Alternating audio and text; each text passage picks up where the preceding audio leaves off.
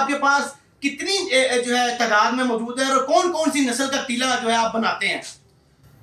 जी तिला साडे कोले जिहड़ा ना एक ते कुश्ता तिला साडा कुश्ता तिला दे अंदर असीं तकरीबन 125 चरबियों दे अंदर इस्तेमाल करने आ, जिहदे विच जड़ी बूटियां ते चरबियां पा के 125 चीज़ां असीं उहदे अंदर इस्तेमाल करने आ। इस्तेमाल करन तो बाद असीं उहदा जिहड़ा तिला बनाने आ, फिर 2-2 4-4 कतरे लोगों नूं पहले फ्री दिंदे आ। साडे कोल खड़े हो के जिहड़ा असीं हर महीने बाद लाइव तिला बनाने आ ना, ਉਹਦੇ ਅੰਦਰ ਤੁਸੀਂ 2-2 4-4 ਕਤਰੇ ਲੋਕਾਂ ਨੂੰ ਫ੍ਰੀ ਦੇ ਦਿੰਦੇ ਆ ਕਿ ਸਭ ਤੋਂ ਪਹਿਲੇ ਵਾਲਾਂ ਦੀ ਪਾਕੀ ਕਰੋ, ਸਫਾਈ ਕਰੋ, ਜਿਹੜਾ ਨਿਸਬੇ ਈਮਾਨ ਹੈ ਤੇ ਮੂਮਨ ਦੀ ਪਹਿਚਾਨ ਹੈ।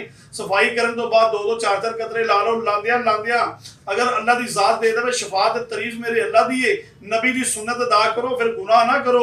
ਤੇ ਜਿਹੜਾ ਬੰਦਾ ਗੁਨਾਹ ਕਰਨ ਵਾਲਾ, ਜਿਹੜਾ ਬੰਦੇ ਨੇ ਜਾ ਕੇ ਫਿਰ ਤਮਾਸ਼ਬੀ ਨਹੀਂ ਕਰਨੀ, ਉਹ ਮੇਰੇ ਕੋਲ 10 ਲੱਖ ਰੁਪਈਆ ਵੀ ਲੈ ਕੇ ਆ ਜਾਵੇ ਤੇ ਉਹਦੇ ਵਾਸਤੇ ਮੇਰੇ ਕੋਲ ਦਵਾਈ ਕੋਈ ਨਹੀਂ। ਤੇ ਗੈਰਤਮੰਦ ਬੰਦਾ ਆ ਕੇ ਇੱਕ ਵਾਰੀ ਕਹਦੇ ਹਕੀਮ ਸਾਹਿਬ ਪੈਸੇ ਨਹੀਂ, ਉਹਦੇ ਵਾਸਤੇ ਮੇਰੇ ਕੋਲ ਦਵਾਈ ਬਿਲਕੁਲ ਫ੍ਰੀ ਵੀ ਹੈ।